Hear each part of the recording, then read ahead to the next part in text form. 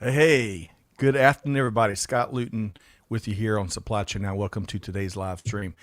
Welcome to two special co-hosts here today, Dr. Troy Montgomery and Mr. Marty Parker. Hey, how we doing, folks? Doing great, Scott. Marty, how we doing?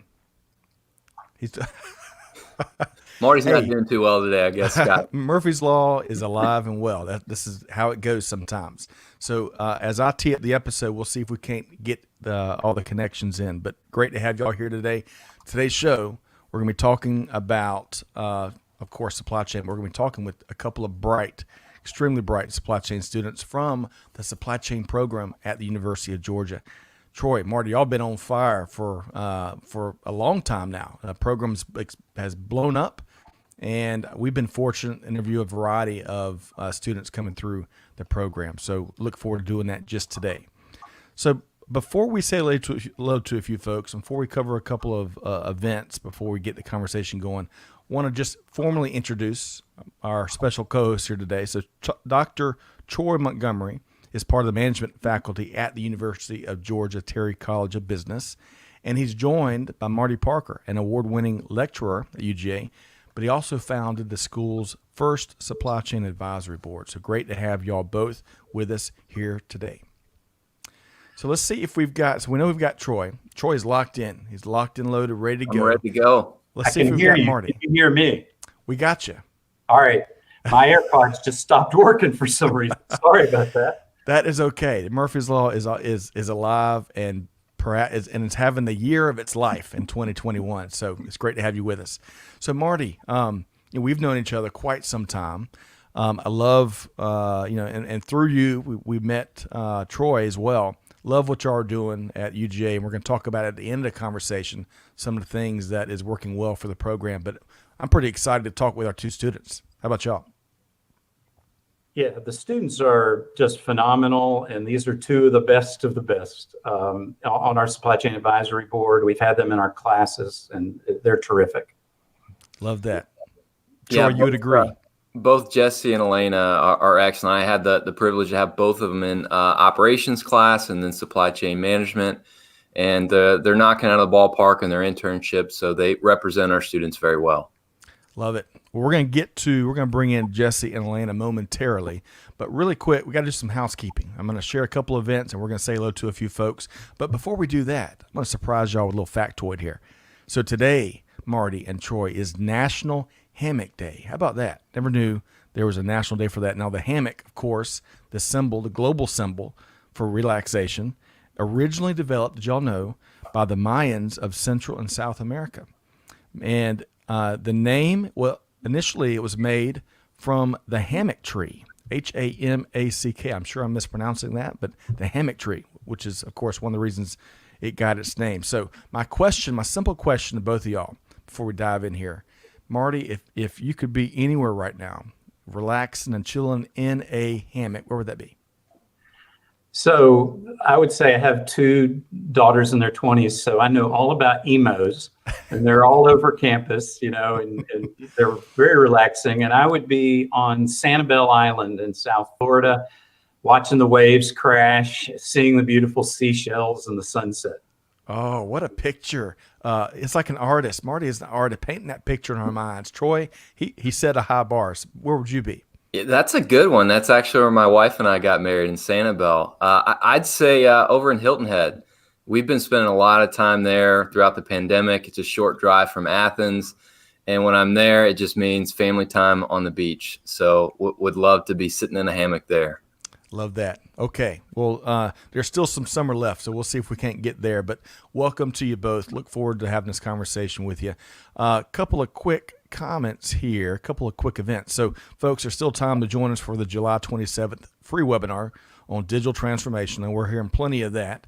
And in particular, how it's not just accelerating, but strengthening your supply chain. So join Kevin and I as we host Dr. Swink from TCU and our friend Nick Carpenter at Esker. I think the link to join is in the comments.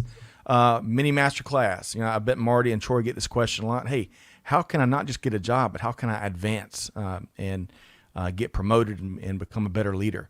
We've got a great panel here between Maria, Crystal, Peter, Rodney, and Mark addressing those questions. They've given up their time on July 29th from 4 to about 7. So join us if you're looking to get some insights around not just how to find a job and how to work with recruiters, but how to gain some of the skill sets that will help you develop your leadership skills. And link to that is in the comments as well. And then finally, we are at Supply Chain Now very happy to be the exclusive virtual provider of Lorsa Series event that has every year, the Supply Chain Insights Global Summit, September 7th through the 9th. It's a hybrid event. She's going to be gathering a small group of folks in Franklin, Tennessee, and then we're going to be broadcasting the virtual version of that for folks that register. You can learn more at Supply Chain Insights Global Summit.com. Okay, Marty and Troy, we have got two outstanding guests, the stars of the show, along with our folks in the skyboxes, as we call them. And in fact, before I introduce our guests, let's say hello to a few folks that have already joined us here. So Srinivas is back with us via LinkedIn from India. Srinivas, it's great to see you. Let us know how you and your family are doing. John Martinez. Hey, John, great to have you back. I really enjoyed your questions around Agile, which I bet Troy and Marty and Jesse and Elena know something or two about. Looking forward to hearing your comments today. Nerfod, which always brings, Troy and Marty, always brings a nice sense of humor, right? That's been important to maintain through these crazy times. Hey, Marie Hurst is back. Great to see you back. And looks like she's a big Marty Parker fan too. Well, I had her daughter in class. Her daughter's a wonderful student. Really? Yeah. Well, now Marie's got some supply chain chops as well. So great to have you here. Absolutely. I know Marie too. She's wonderful. Yes, absolutely. All right. So then Christopher Keegan's with us. Go Dogs. Fellow UGA. Got a little love there via LinkedIn. Go Dogs. Chris was in our PMBA program most recently. Oh, really? Yeah.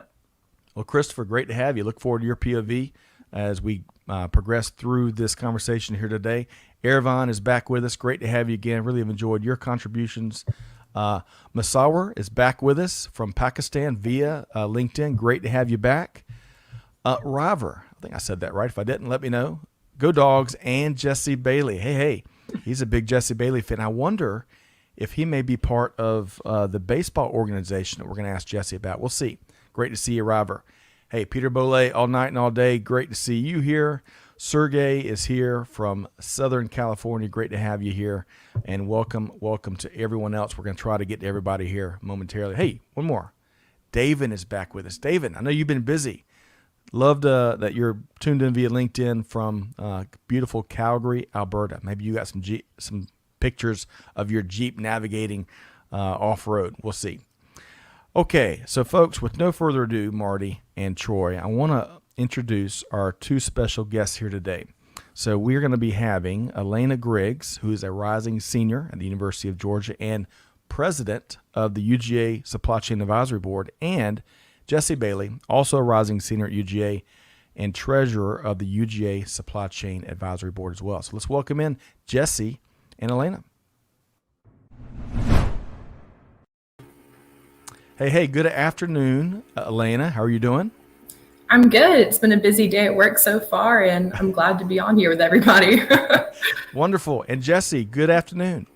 How are y'all doing? I'm doing good, and I agree with what Elena said. Been a little bit of a busy day, but glad to be here, taking a little bit of a respite. Awesome. Well, we're really excited to have you both, and I want to make sure folks know. So we're Clay Phillips is a proud UGA alum, as is Allie, who's also behind the scenes. So there's a lot of Bulldog blood that runs through the team here at Supply Chain Now, and it's great to meet four others. So let's start with just getting to know you all a little better. And Elena, I want to start with you. So as I was doing my homework and our team was doing our homework on your background, you've got to have some clones because all these activities you are involved in. I don't know how you get any sleep at night. Let's see. Beyond what we already shared, president of the UGA Supply Chain Advisory Board, you're also a global supply chain intern for Lockheed Martin, a little company folks may have heard of once or a million times. You're vice president for the Management Society, and you're also involved with the Mentor Program and Rotaract. So how do you get any sleep at night? Sleep is pretty overrated in my life, I'd have to say. I do get sleep. It's just a lot of hard work and a lot of hard hours and just putting in that time, and I'm not going to get the opportunity to do this the rest of my life. So I got to make the most of it now while I'm here in college. I love it. I love it. Okay, so really quick, where did you grow up? So I'm from a little town called Blairsville, Georgia, up in the North Georgia mountains. Tiny little town. It's beautiful. It's great. I live about 5 minutes away from the North Carolina border. And coming down to UGA has been great. Been being here since I was a little kid. Both my parents are alum, so Bulldog blood runs deep in our family. Awesome. Now, Marty, one of the founders of the Supply Chain Advisory Board at UGA, your president here, Elena Griggs. Give us an observation about her leadership style. So Elena, she's already said, being so hardworking, it's all about the details, like it is in supply chain, right? The things we do as a board seem like they're easy, but they're not. And so Elena's up with me at 7 a.m. For our meetings, and we do those live. So that means getting up even earlier and getting the Chick-Fil-A biscuits. And it's a student-run board, and she involves the exec team and the students. And matter of fact, she has an idea moving forward about how to bring more of them actively in, because our program's growing so much.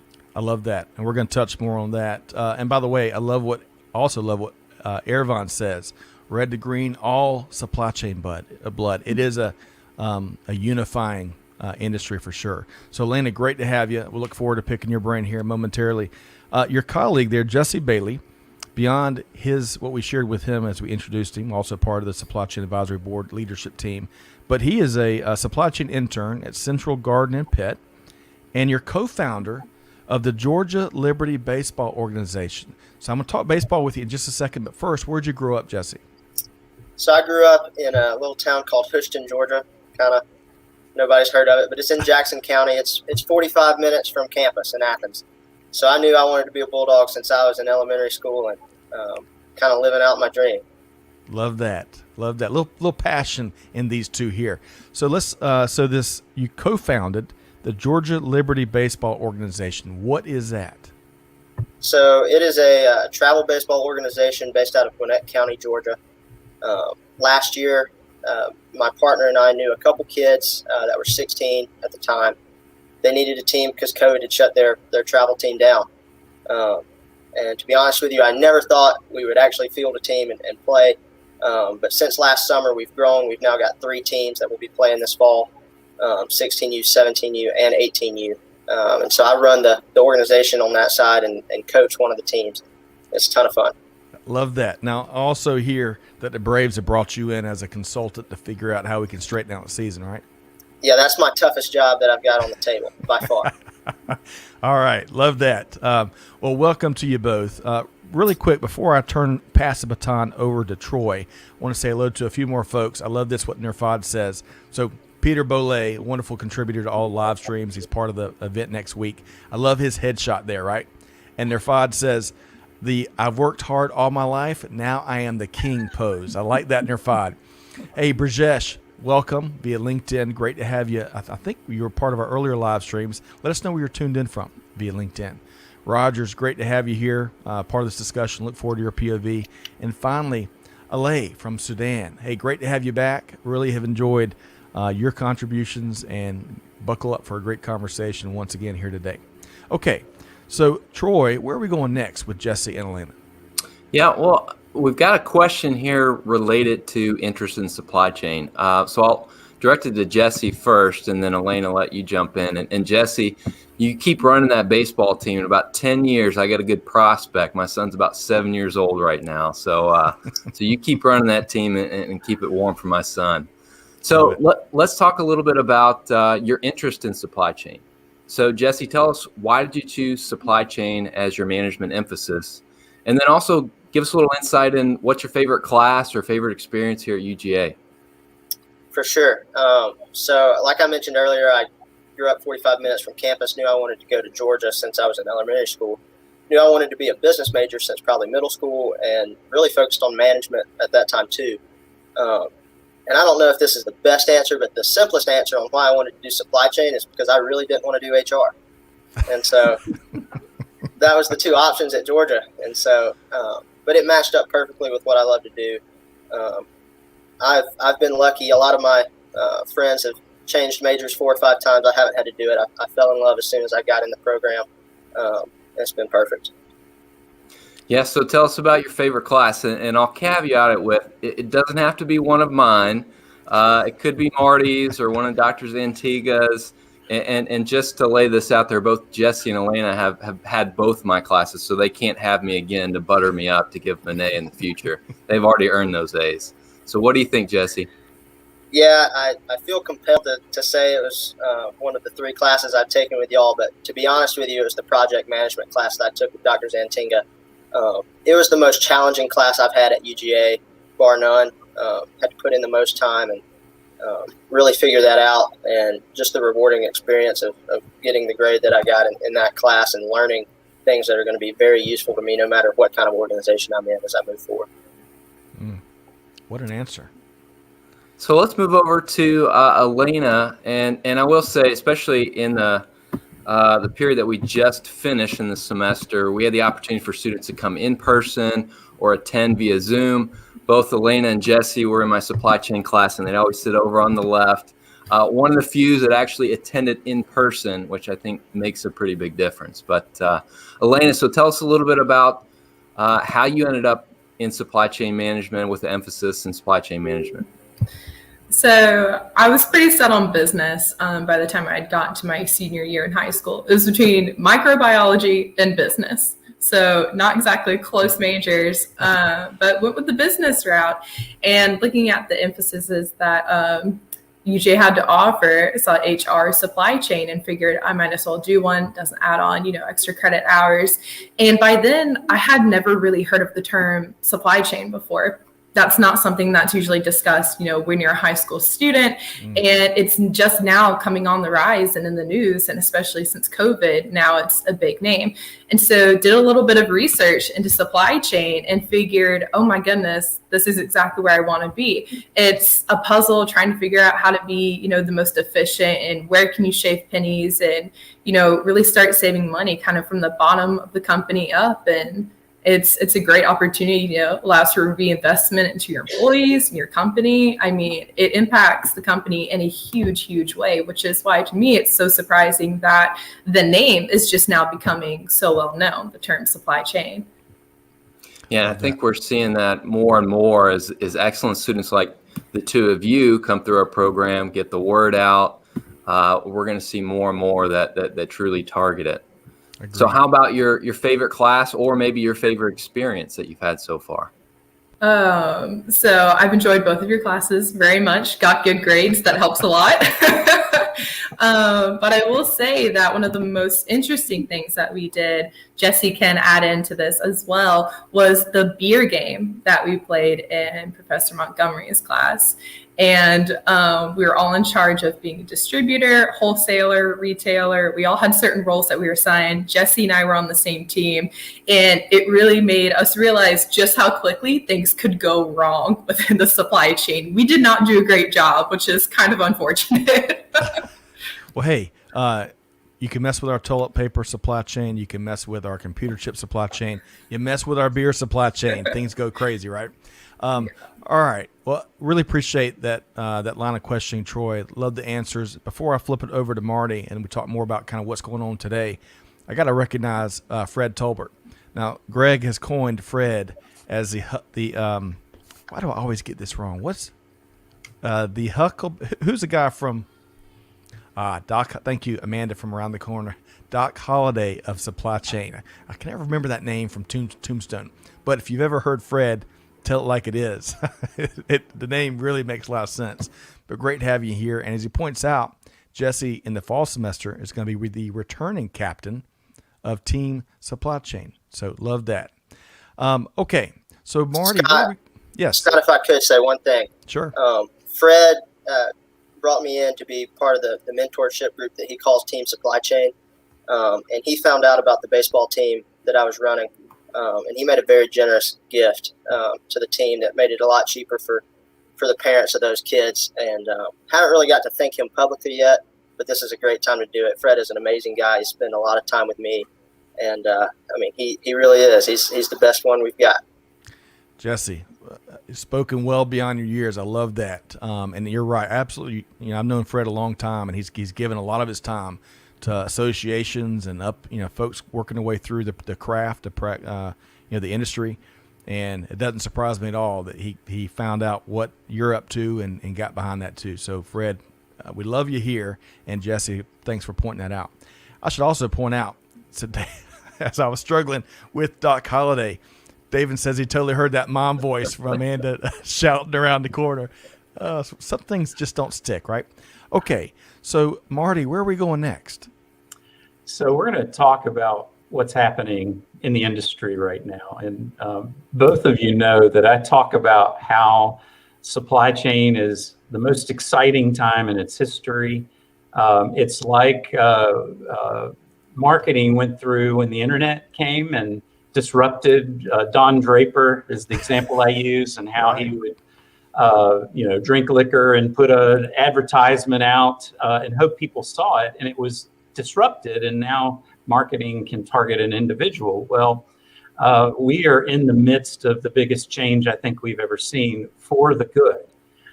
So we'd like your insight, and I'll start with you this time, Jesse. Tell us a little bit about some of the challenges or developments or topics that you're tracking right now more than others.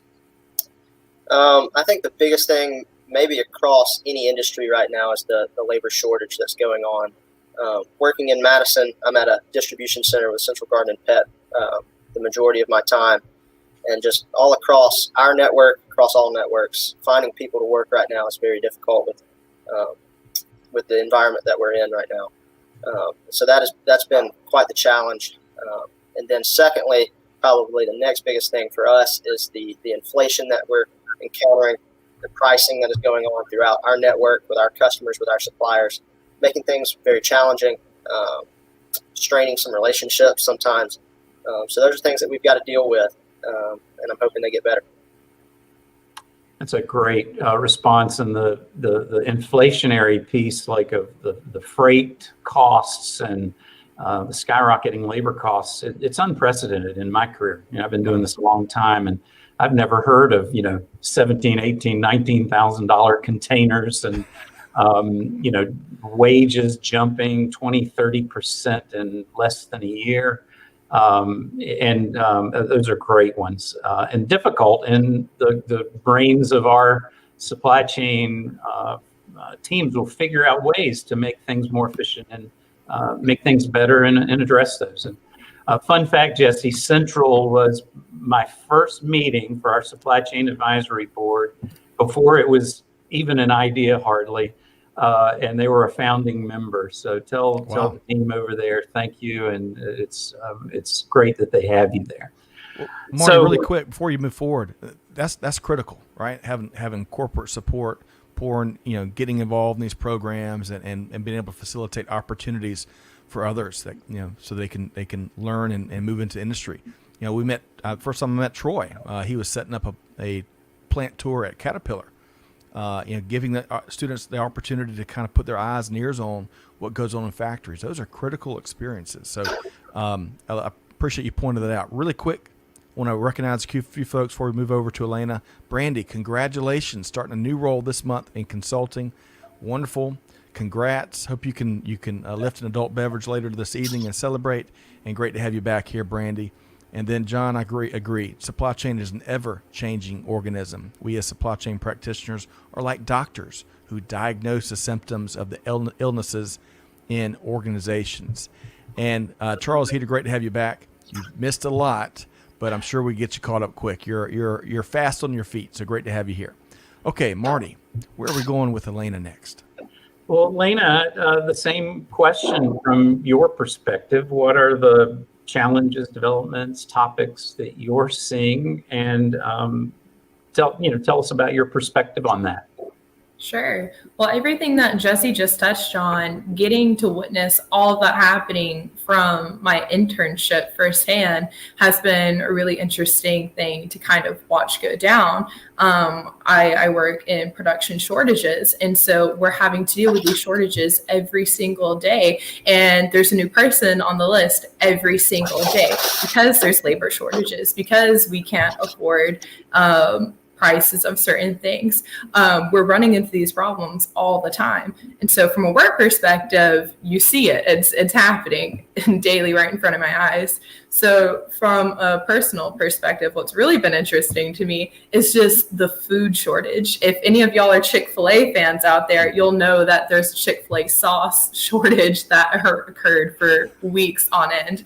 And here in Athens, they were limiting one sauce per order, which is like crazy to an avid Chick-fil-A fan. So, but we've been seeing that a lot. Starbucks can't make a lot of their drink menu items. Drove to a Sonic last week, and on the menu is just crossed out multiple items that you just can't get. So it's been fascinating to see how COVID-19 has highlighted all the issues that occur within the food supply chain, which is obviously so problematic because food is necessary in every single body's lives. So it's a big problem to have. Huge problem. Hey, really quick, let me, speaking of food challenge, I got this text from one of our regular listeners, Neil. In fact, I went to high school with Neil way back when. He says, he shot me this note yesterday, said, I just boarded a plane with my kids. Delta says that they're in a national juice shortage, and they've got nothing for kids. Put that in your supply chain pipe and smoke it, he says. So, Marty, you're shaking your head there. I mean, you've heard of this juice shortage here recently. Is that right? You're talking about me? Yeah. I'm sorry. You get old like me, it's hard to hear. So I wanted to say Chick-fil-A is on our board, Solandre Rippon, and she guest lectures. And when they opened their first store in New York City, they were at 10,000 lemons a day. And now it's probably like 30,000, I would guess. How in the world do you get 30,000 lemons into New York City every day? And now they've opened a second large store. So a lot of folks don't realize how important supply chain is in our food supply. They just think, hey, it's in the background. It happens every day. But I've learned from Chick-fil-A that it is a major part of their business to deal with. Also the ramp up, right? Because a whole lot more people are eating food at Chick-fil-A every year, especially during COVID. Agreed. Look what Clay says. Local chicken wing joint charging $20 for 12 wings. It's a crisis. It's a crisis. I got to share a couple of these other comments here before we move forward. Gaurav said, I think that's right. If I said it wrong, I apologize. Let me know. I am in the supply chain by choice, not accident, he says. Worked for over 9 years in supply chain management. I'm proud of my decision after engineering. I love that. Let's see here. Sarni says, Marty, blockchain technology is an emerging concept that I've been working on for efficient transportation between 2 points. Effective, especially in the e-commerce delivery services. And then finally, John says, with topics such as inflation and prices and employee shortages, Jesse and Elena, how much of your programs focused on lean manufacturing, strategic sourcing, Six Sigma, restructuring, you name it? Any comments there, Jesse or Elena? Would y'all like to address that? I would say at Central right now, we are really challenged in our lean philosophy because there's so many stockouts. The focus is on just getting items back on shelves. And so as I was actually with the SNOP team in Atlanta yesterday, getting to ask the director there kind of what her thoughts on this was. She said, right now we just got to get things back on shelves. We'll try to get lean again later. And so that's one thing that's going on right now, and definitely interesting decisions that have to be made. Absolutely. Thanks for sharing there, Jesse. Elena, anything else to add? Yeah, I'll say from defense contracting perspective, it's not exactly a secret that it's a little bit more behind the times in terms of lean and just in time and Six Sigma, just because there's so many government compliance challenges that you run into. And so without already having those things in place, it's almost even more of a challenge for us because we already have those things that the whole industry struggles with, for one. And then two, you have everything on top of it, and it just adds additional problems on top. So Agreed. One of the silver linings, though, about this pandemic is because we're having to solve things through different means and unforeseen means, we are going to be stronger if we can apply what we've learned, the problems, and then some, especially with root cause, as we get through, so that post-pandemic environment, global supply chains are truly more resilient in a meaningful way, not in a cliche way, which I know we've heard that term resilient 1,000 times a day these days. Before we move on, because we want to pick Jesse and Elena's brain about what they're looking for in an ideal organization, employer, you name it. But Marty and or Troy, would y'all like to add any other thoughts or observations around what we're seeing across global supply chain right now?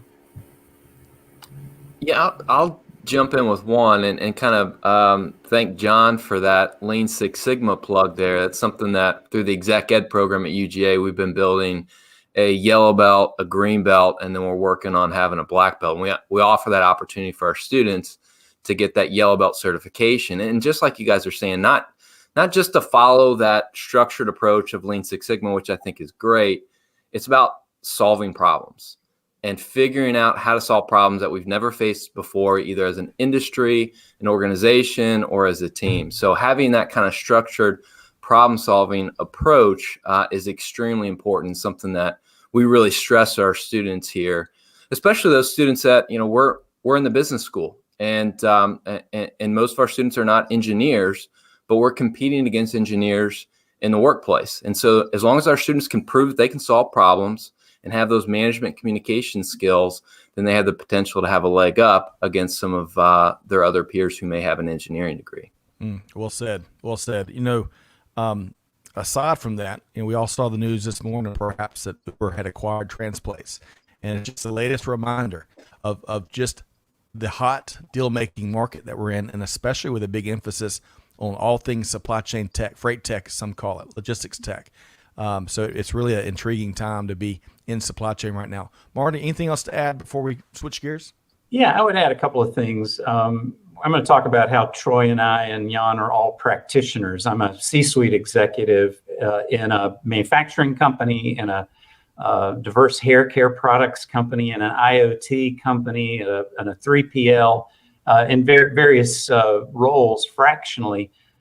We are living the beer game because we have such huge oscillations in demand.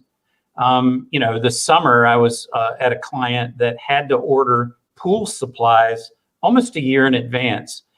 And these students, being in the business world, being with a business degree, know that, well, that means a ton of working capital because you're not going to get paid for that until a year later. And then you're placing a massive bet.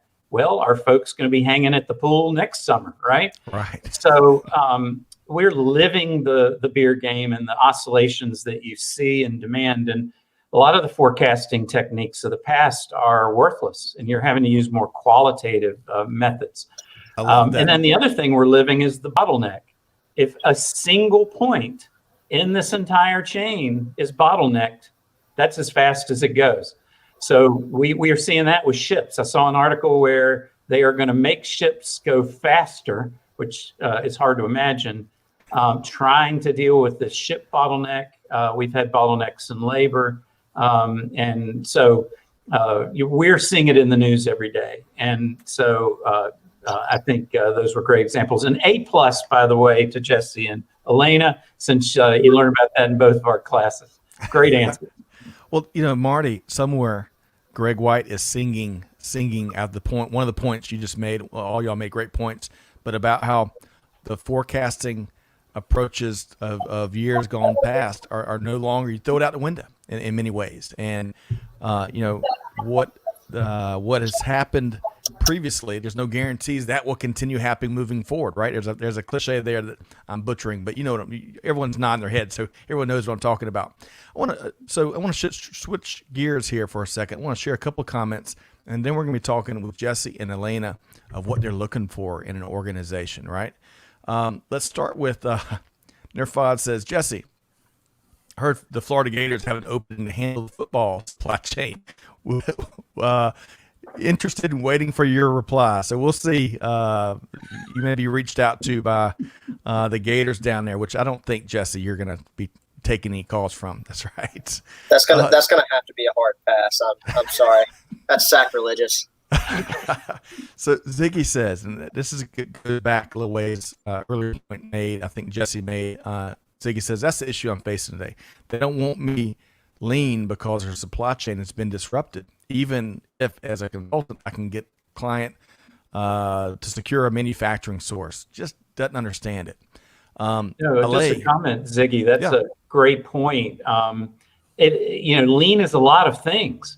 It isn't just a constrained inventory. There's 100 of improvements you can do using lean techniques that have nothing to do with reducing inventory. So management in the C-suite often doesn't really understand the idea, and we have to explain it. I love that because lean has gotten everyone's been beaten up on lean these last couple of years, but you're right, Marty. It's not just it's been misapplied way too often. Lean's a very powerful methodology if you think about it in its truest sense, and hopefully organizations are gonna and their leadership are going to get reacquainted with the right way to apply it. So appreciate that, Marty, and Ziggy, thanks for sharing there. Lay says, we need to think big and we need to think cheap. We'll see if we can't do both of those at the same time. And then finally, River says, my company and all sports equipment companies, the biggest supply chain issues are aluminum, steel, and foam. Foam in particular has been very hard to get with prices seeing steep inflation. On that note, porch furniture, of all things. The backlog there, folks are ordering via catalog. It's 8 months, 10 months, 12 months. It's intriguing times we're living in. Okay. Scott, River is a dear friend of mine. We graduated high school together. He's doing big things at Gill Athletics up in Illinois as a marketing major, and he's doing all of their track and field marketing there for them. So I wanted to give him a little bit of shout out. I appreciate him listening in to hear me on this. Thank you. And it's River, not River. Thank you. It is River. River. But he gets called River so much he's used to it. Okay. And Peter makes a good point too. Nerfod, we can source. We simply can't get it in a time cost effective manner. That is one of the biggest problems right now. All right. So for the sake of time, I know we could make this a 4 or 5 hour discussion talking shop, right? But one of the things that we want to really hear from Jesse and Elena on, as everyone has pointed to, hiring great talent is a huge challenge, right? And as Troy mentioned, supply chain is competing for top talent perhaps like ever before, right? So I want to start with Elena here. So Elena, imagine you're speaking, you're giving a keynote, which is I'm sure in your future if it's not already here, and it's thousands of hiring managers that really want to know what your generation is thinking in terms of where they want to work and what does the culture look like. Paint a picture there. What does that look like, Elena? Well, I think it is a couple things, and you just hit on one of them. The culture of your company will make you or break you. It matters so much. It's not just how much money am I making. It's, am I in an environment that's comfortable? Am I learning? Am I growing? Is this challenging for me? Are the people around me wanting me to succeed, or can I not communicate with them? The culture that your company instills in its people, going back to your mission and your vision, is huge for the employees. And I think students who are about to enter the workforce are quite aware of that. The second thing is the opportunity to apply your critical thinking skills. If you're looking for the best talent, that best talent is going to want to be able to flex that ability. Supply chain is constantly evolving, it's ever changing, and it needs adaptable, flexible minds to go with it. I love that. And allowing those minds to make an impact, make decisions, and have at least some of the destiny in their hands. Elena, love that. And I couldn't help, Marty, as you were flexing pre-show, that's exactly where my brain went when she said flex there. So, Jesse, same question to you. If you're speaking to that auditorium full of hiring managers, what are you looking for in an organization? Well, I've actually had plenty of practice answering this question recently because my bosses at Central have put a big emphasis on that. And that's really the first thing. I want to see a company that is willing to learn and listen on what we do want. So that first and foremost is the baseline. But in terms of the actual things that we want, I told them, all of us at UGA, we're not stressed money because everybody wants money, right? That's level, right? We want to see a culture that aligns with our values. Me personally, I want to see ways that I can advance. I want that to be laid out where I can see, okay, I have all these different options, and we're going to invest in you.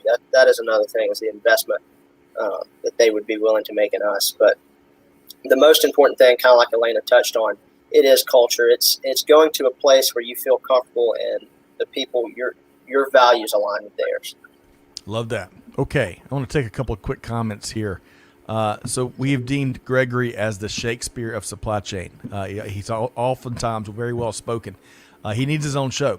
Gregory says very crucial operational capabilities continue to be disrupted due to the lack of infrastructure, shortfalls in efficacies, and resilience in supply chains, value chains. They all existed pre-COVID, but the impact by COVID threw many off their feet, and many are unable to get back up. How true there.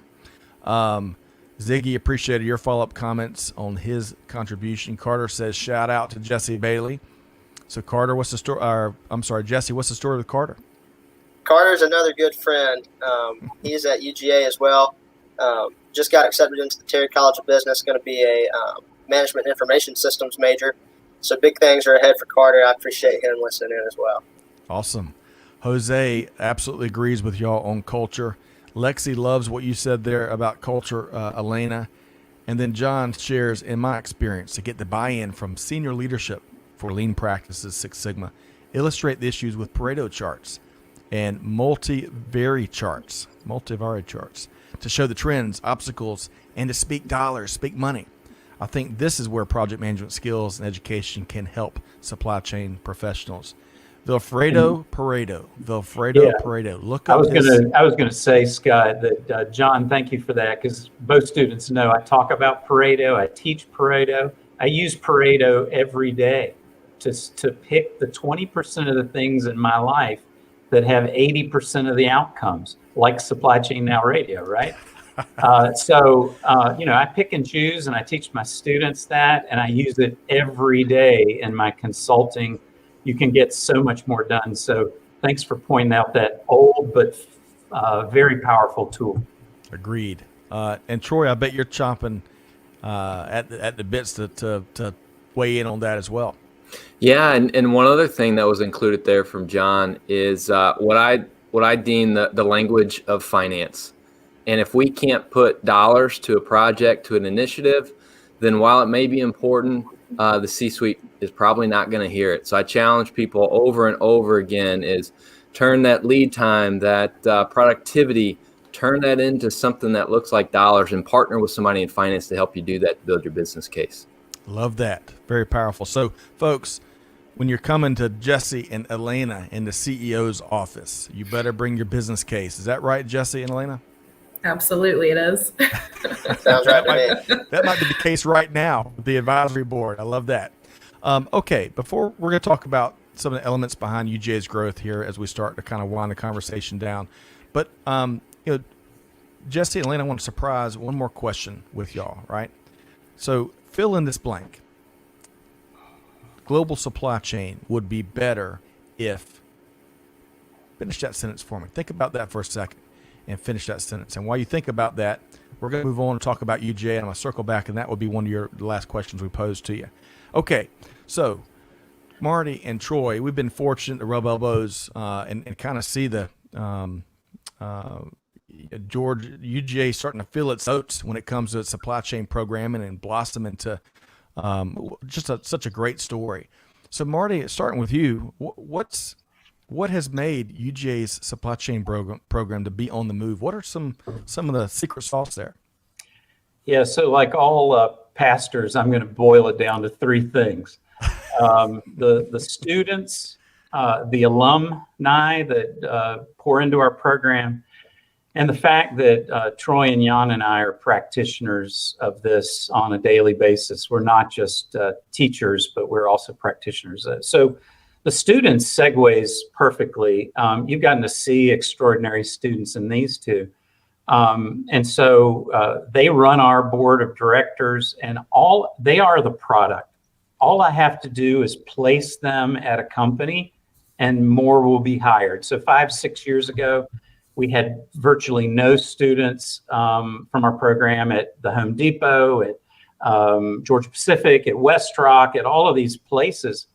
We have tons of students, and it's almost like a pay it forward, because those students will help current students.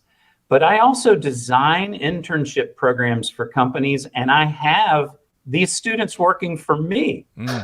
They're phenomenal. I've had a student design and install and set up an ERP system, Fishbowl. Wow. I have had a student do all the new product setups in an ERP system, including pricing and costing and doing all the labor cost analysis.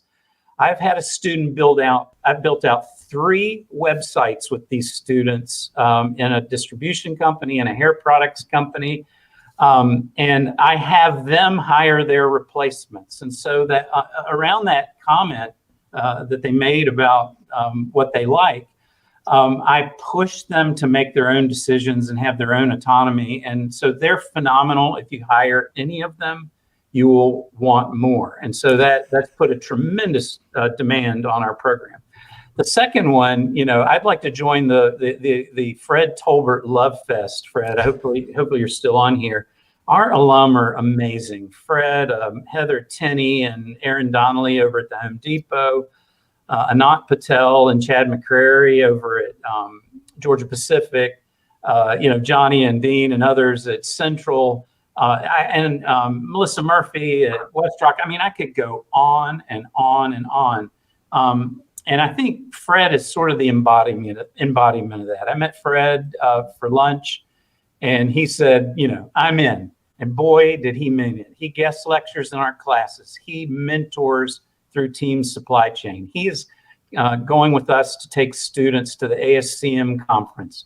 And without the alum advocating, I don't think our students would have a chance. And so that makes a big difference. And then lastly, on this issue of practitioners, UGA is big into experiential learning. I take 6 to 8 students each year to improve the supply chain at the Masters Golf Tournament, because someone has to do it, right? We took 40 supply chain students to the NRF Foundation pre-COVID up in New York City to see all the retailers that are hiring. The big show. Big show. Yeah, it's a phenomenal show. We got to see New York. We got to do that. We've entered several case competitions. Georgia Pacific has provided a $5,000 case study in Troy's class. I'll let him talk about.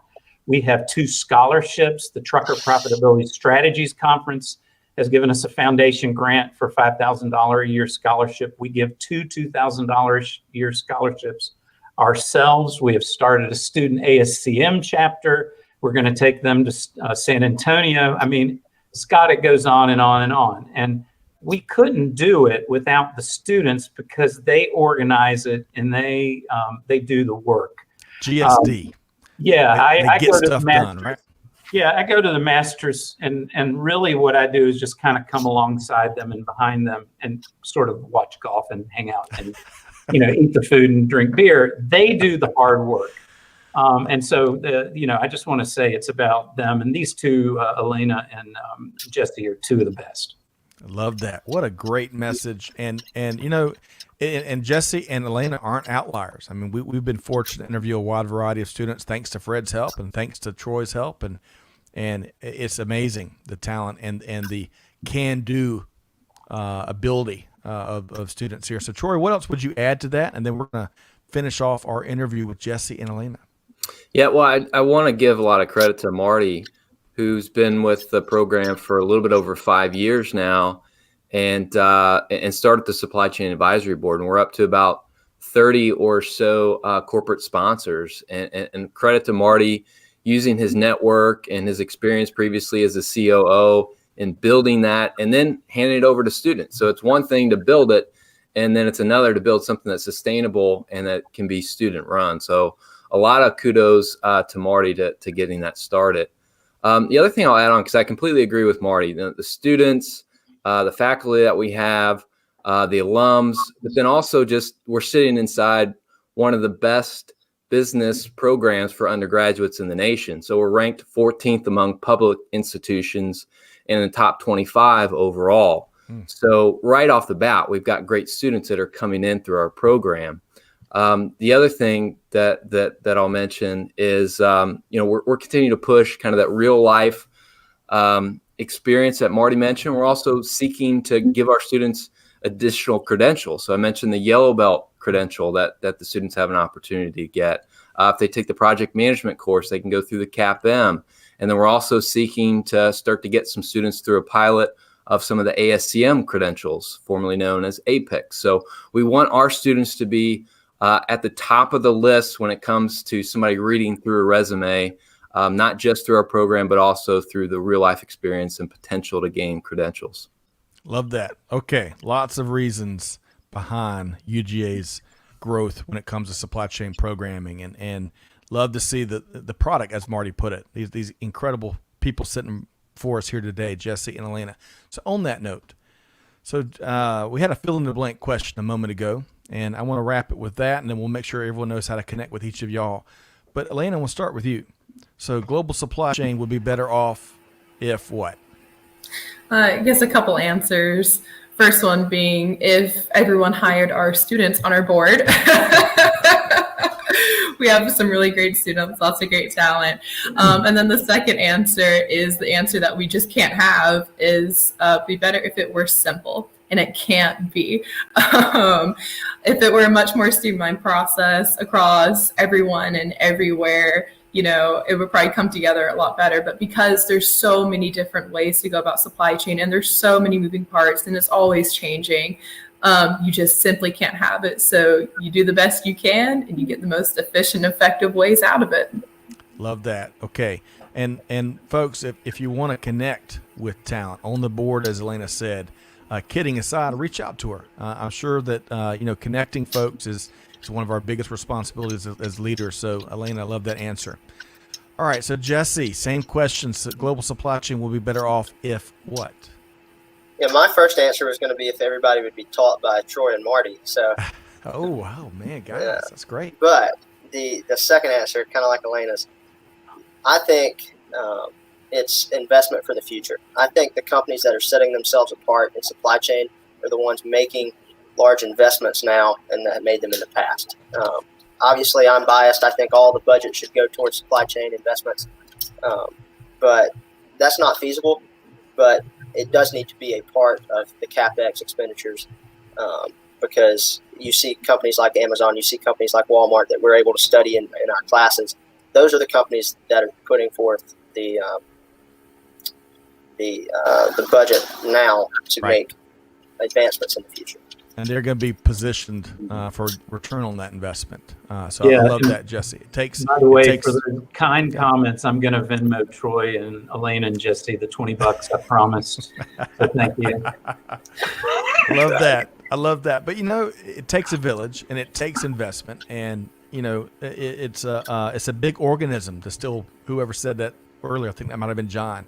And Jesse, I love that. That's what I believe the leading companies are doing, right?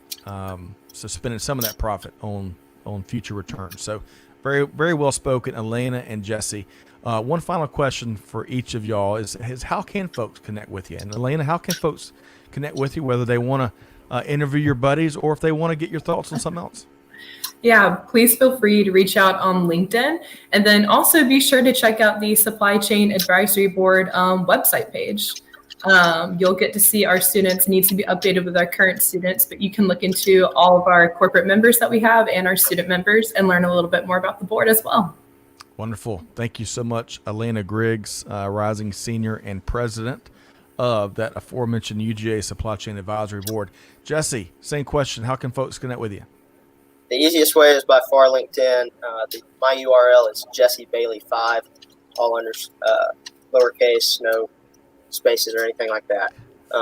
Whether that be to connect with me, or if you're a company looking to join the board, it's a great way to do that. Or if you're trying to hire some of my friends, I'll be sure to put you in contact. So, well, folks in the skyboxes have loved what both of y'all have shared today. On that last note, Charles says, boom, invest in the future, invest in supply chain students. Man, well said, Charles. And of course, he was echoing what you were saying, Jesse. In fact, he said, Jesse Bailey said it first. I love that. But big thanks, Jesse Bailey, rising senior and treasurer of the UGA Supply Chain Advisory Board. And give a shout out to the Georgia Liberty Baseball Organization. We look forward to learning more about that. Big thanks to you both. Big old bright future. I should have had my sunglasses as a prop to here today, but really appreciate what you shared, and we'll be tracking your future successes in the months to come. Thanks so much, Jesse Bailey and Elena Griggs. Thanks for having us. Thank you. It's been a pleasure. Okay, Marty, Troy, that hour went fast. Wow. And Elena and Jesse, talk about cleanup hitters to continue the baseball analogy. So for y'all, and I'll start with Marty, there's a lot shared, and also the business maturity that they both exhibited right there. That's been one of the common themes in my conversations with certainly UGA students. But Marty, what was your singular favorite thing you heard there? Yeah, so I would say I've had the honor of going in to see like final presentations from these students at the end of their internships. And I wept at a couple of them. I'm going to tell you, Scott, that I've just been so amazed. And I feel like you described it best. They are 10 years in advance of what you think. They start businesses, they run these boards, they start baseball teams, and they really are serious about this material and want to learn it and be practitioners of it. And I get these older people that'll say, what about this generation in a negative way? And I'm like, they're amazing. Right. So that's the one thing for me is just that poise you described. I love that. And Troy, I'm going to come get your take in a second, but I want to point out, so Larry is with us here today. Larry, you're talking about Pareto principle, which is one of our favorites, especially to apply it. Larry has a slew of free resources that touch on things from Outlook to Excel, you name it. Larry would love for you to drop that link in the chat because he shares it to help people out. So Larry, great to have you here today. Okay, so Troy, what's your one big thing here? Yeah, and of course I can't just say one, so I gotta have two. So the first one was something that Elena said right off the bat. She said, "I got to make the most of it now." When you're asking about how does she get everything done, and I think if we could all just take that attitude towards life, no matter how old we are, no matter what stage of our career or education we're in, that's just such a great attitude that she exhibits all the time. And then the second one is what we were just hitting on there. And Jesse talking about investing in the future. And he's talking about companies, but I think we can also relate that to our students. And so for your listeners, love to have you invest in UGA, time, money, whatever that may look like, or your alma mater. So we've talked about Fred multiple times, who really exhibits that and really giving back to the future generation to make things better. So just remember that and take that call, take that mentorship, share some time with some folks that are undergraduate that are interested in supply chain. Excellent challenge. And I appreciate what y'all both do and the way you go about it. It's not business as usual at UGA, especially within the supply chain program. And if that isn't directly relevant to everything else in the industry, and one of the big reasons why your programs are growing and you've got the following you do, I don't know what is. So really appreciate both of y'all sharing. Peter, I agree with you. Peter Bolay, all night and all day. The future is strong with all the youth taking an interest in supply chain and supply chain management. Completely agree. And that's the one, you think of, it's good news if you go looking for it, for sure. And I think there are a lot of silver linings to these terrible and challenging times we live in. But one of them, for sure, is putting supply chain front and center it's had a seat at the table finally here in recent years. But as Greg likes to say, now we got to deliver. We got our seat at the table. Now we got to deliver. But more importantly, folks are starting to connect what supply chain is, and there's more interest and appeal and awareness of why we can have things in 2 hours and then send things back and have it instantly. It makes it easy and seamless. Those wonderful and smart supply chain professionals that make that happen. Okay, so let's make sure folks can connect with both of y'all. And Larry, thank you very much. I think he dropped. Yeah, I think the Excel. I've seen a number of links that you put out there for the public good. But y'all check out that link. A lot of really neat things I never knew Excel could do. But I'm a slow learner. I'm unlike Marty and Troy here. But thanks, Larry. So let's make sure folks can connect the dots and connect with y'all. So Marty, what's the easiest way for folks to connect with Marty Parker? Google, actually, just Google Marty Parker UGA or Marty Parker Tech CXO, my partner Tech CXO. Either of those, I'll pop right up, and you can click on it and connect with me on LinkedIn. And I connect with anyone and everyone in supply chain because I want to help my students. And he does, and he acts, and it's deeds, not words. And I've observed that about you for a long time, Marty. So I appreciate that. Okay, Troy, same question. How can folks connect with you? Yeah, similar answer. LinkedIn, go through UGA. You can find me there, or I've got a small consulting firm, SCN Partners. So reach out in any of those avenues. Wonderful. Okay, we're going to wrap on this. So we hope our plan.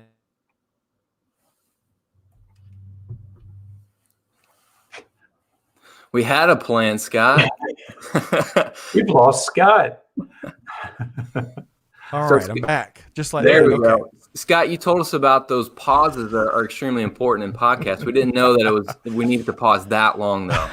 Hey, we've got a bunch of rain here this week, and I tell you, Murphy's Law again is alive and well. But simply before I'm lost again, we want to feature more of these. Scott wants to feature more of these students going forward in these interviews. I'm pretty sure is what he was getting ready to say. And we, Troy and I would love to be a part of that. Yeah, and we're also going to challenge Scott to get back into the classroom here at UGA. Enjoyed having him a couple years in our classroom. He does such a good job in these podcasts with this audience, but does an excellent job with our students as well. Yeah, he really does. He's Mr. Supply Chain. And I've known him for a while, and he's got a heart of gold, and he gives back to the industry, and we're just honored to be a part of Supply Chain Now Radio. All right, here we are. All right, I'm going to wrap then. Apologies for our technical difficulties here. Big thanks to Troy and Marty, Jesse and Elena. Hey, do good, give forward, be the change that's needed, and we'll see you next time right here at Supply Chain Now. Thanks, everybody. Bye.